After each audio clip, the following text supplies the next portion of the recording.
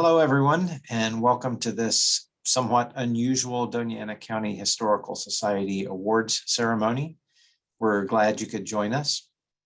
We had been planning and very much looking forward to having our traditional awards banquet at the wonderful Double Eagle restaurant in Mesilla, but with the recent surge in the COVID virus, we felt that the best option was to not hold a public meeting.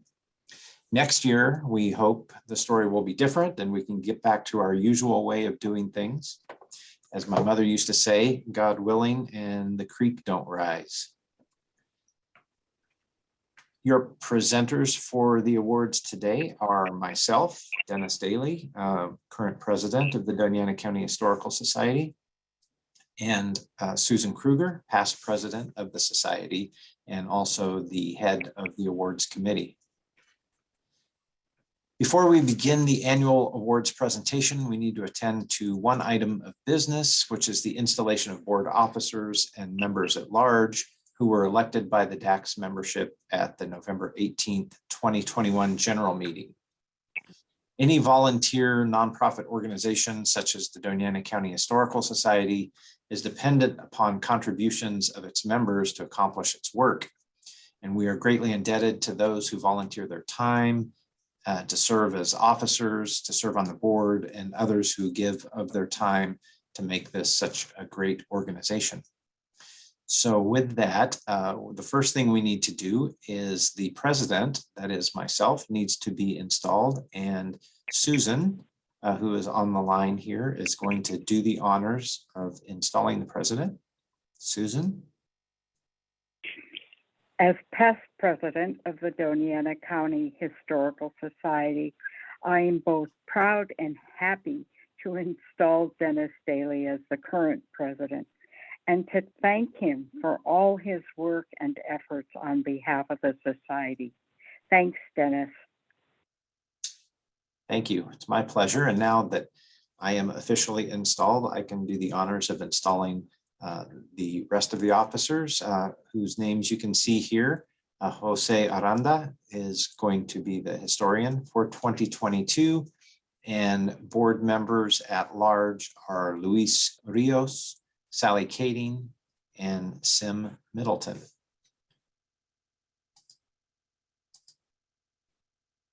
So this is a list of your current officers for the Dona County Historical Society. And again, we're very grateful to all of these people for the work that they do. So as mentioned, these awards typically are presented at our annual banquet. Today, we're proud to make these presentations virtually, and we invite you in recognizing the recipients of the awards this year. And with that, I am going to turn it over to Susan Kruger, the head of our awards committee, who is going to make the presentations. Susan. Thank you, Dennis. Dylan McDonald has served as the Political Collections Archivist and Special Collections Librarian at New Mexico State University. He is the recipient of the 2022 Gemoats Prize, an award honoring the author of the outstanding article in the current year's Southern New Mexico Historical Review. The title of his article is The Las Cruces Murals of Tom Lee. It details the history of how Las Cruces received 3 outstanding Tom Lee murals through the federal government project Public Works of Art during the Great Depression. Tom Lee, a well-known Southwestern artist, painted the murals in 1934 and 35. One of the murals, Conquistadors, 1934, is located outside Dylan's office in Branson Library at NMSU, and the other hangs in the Brannigan Cultural Center. Dylan, together with Jennifer Olguin, was featured in the October 2021 Historical Society newsletter and spoke on urban renewal in downtown Las Cruces at the October 21st membership meeting. Our next prize Our next award goes to Evan Davies. Evan is the recipient of the Heritage Award, given to a person whose actions have contributed to the historical and cultural heritage of Dona County. Evan, a resident of New Mexico for over 60 years, is a graduate of Roswell High School and Kansas State University. He holds a bachelor's degree in Greek, a Master of Divinity from the Church Divinity School of the Pacific in Berkeley, California, and a Master's and Doctorate in History from Oxford University, England. When he returned to Las Cruces in the early 1980s, Evan became archivist for the Episcopal Diocese of New Mexico and Southwest Texas, and president of the Institute of Historical Survey Foundation, an educational nonprofit archive, library, and museum complex. The foundation is primarily a conservatory which processes historical documents, photographs, and audiovisual media. Its activities are not limited to any subject matter or geographical area. During the 1990s, Evan raised funds to build a 10,000 square foot state-of-the-art facility complete with high-end security and climate control in Mesilla Park to house the Institute's collections. Those collections include over 2 million photographic images and 50,000 each of books and audio recordings from all over the world. Here, 40 plus staff members and volunteers process and restore all type of paper, film, and sound. Under Evan's editorship, the Institute publishes finding aids for ecclesiastical, genealogical, and historical resources, and numerous books on subjects of archival interest.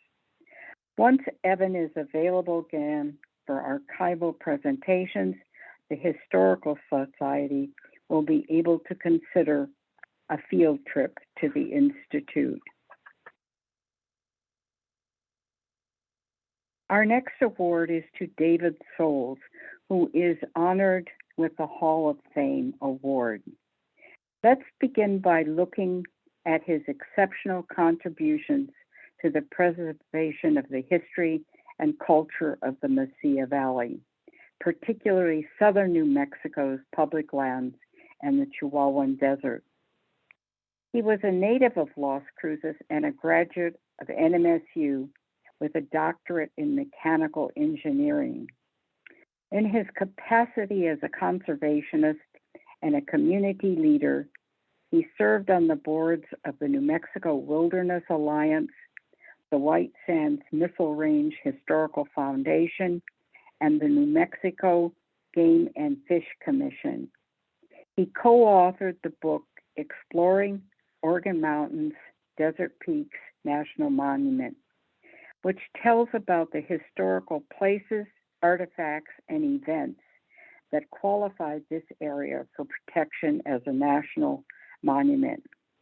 In a presentation to the Dona County Historical Society, he demonstrated how he used satellite imaging to find likely cultural sites before going out to survey the area. He is described by Mark Allison, the executive director of New Mexico Wild, as a real listener with a rare willingness to learn something new. David passed away in the spring of 2021, and Francis Williams, who is president of the White Sands Missile Range Historical Foundation and a fellow member of the Historical Society, remembers David in the following tribute. Thank you, David Souls.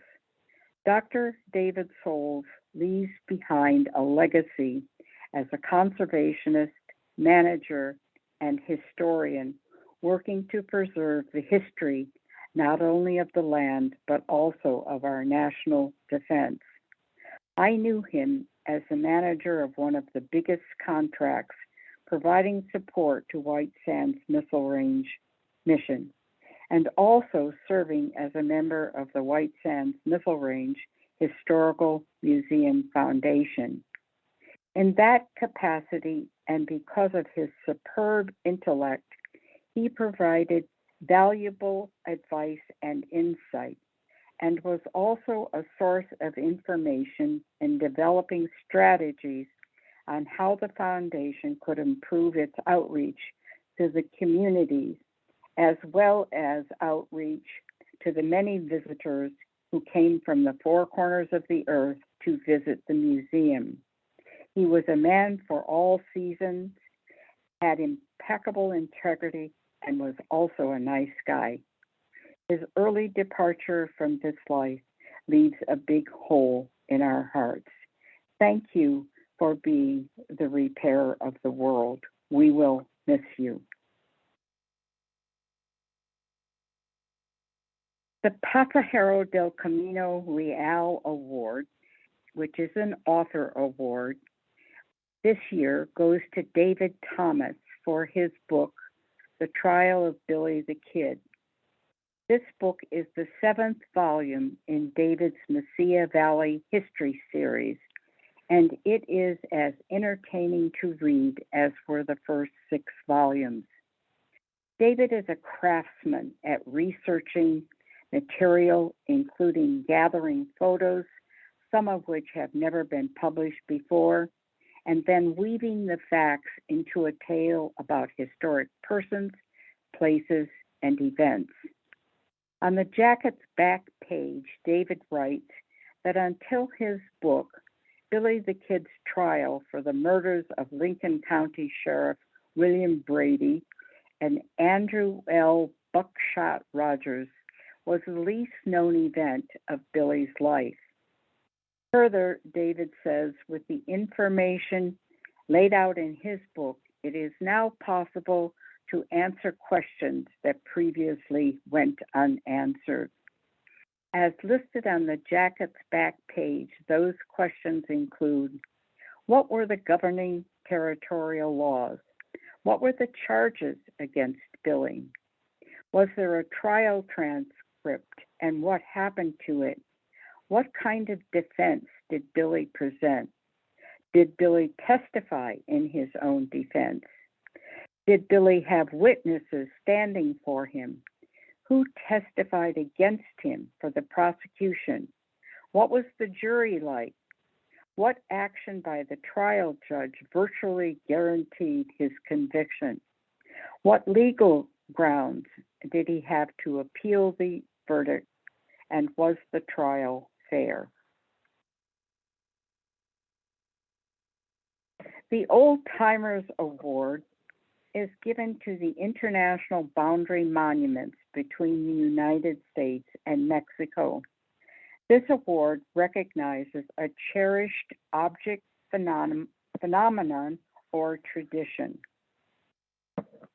Dennis Daly, who is department head of the Archives and Special Collections at New Mexico State University Library, provides the following information about the border boundaries. New Mexico's southern border also marks the international boundary between the United States and Mexico. Along that boundary in New Mexico are 71 international boundary markers, part of 276 total boundary markers that stretch from El Paso to the Pacific Ocean. 15 markers made of stone were installed in New Mexico during the boundary survey that followed the 1853 treaty between the United States and Mexico to establish the international boundary line. By the 1880s, boundary disputes had become a problem between the two countries, as the markers were separated by vast distances and some had deteriorated or been intentionally moved or destroyed. As a result, an international boundary commission between the two countries was established in 1889, and a new survey was carried out between 1891 and 1896 to define the boundary line with more modern survey methods and to repair or replace old monuments and construct new monuments at shorter intervals. The result was the installation of 56 new iron monuments at points along the line in New Mexico, and a total of 215 new iron monuments between El Paso and the Pacific Ocean. These monuments stood as the only indication of the international boundary for many years, until barbed wire fences began to be installed to prevent livestock crossing from one side to the other. More recently, more substantial fences have been installed with an intent to prevent human border crossing. The stone and iron boundary monuments will stand on the southern border and are maintained by the International Boundary and Water Commission.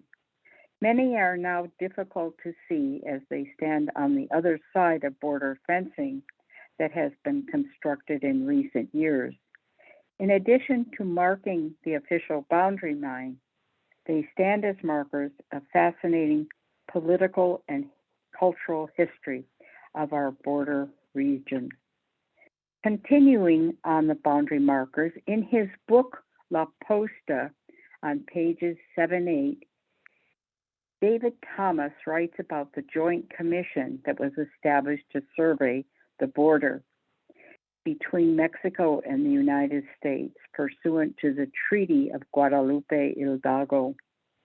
Mexico appointed General Pedro Garcia Conde as their commissioner, and the United States appointed John Russell Bartlett.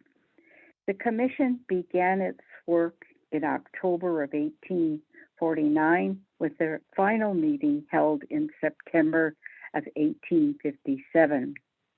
Illustrating a point of the fascinating political and cultural history of the border, David writes of the many interruptions to the Bartlett-Conde surveys, such as political disputes between the two countries, geographical obstacles, conflicts with Native Americans, and the signing of the Gadsden Purchase.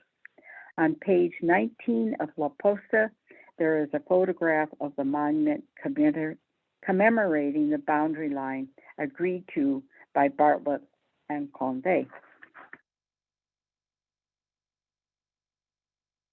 Our last award goes to St. James Episcopal Church. This is an architectural award to recognize a building distinguished by its age and historical significance as worthy of continuing presentation. A simple adobe building housed the first service of St. James Episcopal Church, held on September 22nd, 1901. It is thought that the first Episcopal services in Dona County were held in 1871 in a private home.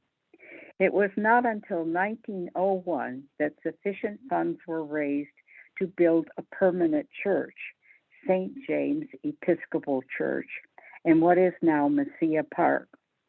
The original building was a simple rectangle. Several additions were attached to the original structure, and in 2018 to 2019, the church underwent a major revision. It is currently used as a parish hall.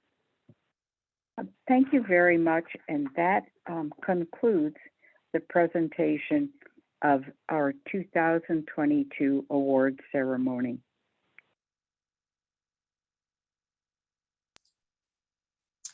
Susan, thank you very much for presenting those awards. Among the very important work done by the Dona County Historical Society during the past 58 years since 1964 has been this annual recognition of important people, books, places, sites, and structures that have figured prominently into our region's history and cultural heritage. You can find a list of these awards and all of the past recipients on the DACS website. And we are very proud to honor this year's recipients and add them to that illustrious list. Thanks again for joining us. Again, we apologize. This is kind of an unusual way to present these awards, but you have to roll with the times.